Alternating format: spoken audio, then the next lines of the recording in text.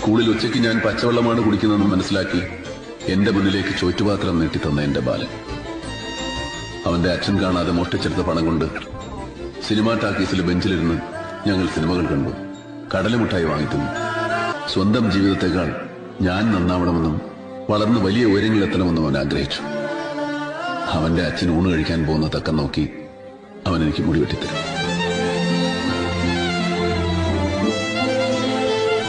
എനിക്ക് വായിക്കാൻ പുസ്തകങ്ങൾ തരും. എന്നിലൊരു നടനുണ്ടെന്ന് ആദ്യമായിട്ട് പറഞ്ഞത് അവനായിരുന്നു. അവനിലൂടെയാണ് ഞാൻ ലോകം കണ്ടത്. എന്നെ സ്വപ്നം കാണാൻ പഠിപ്പിച്ചതവനായിരുന്നു. ഒടുവിൽ സിനിമ പഠിക്കാൻ മദ്രാസിലേക്ക് പോകുമ്പോൾ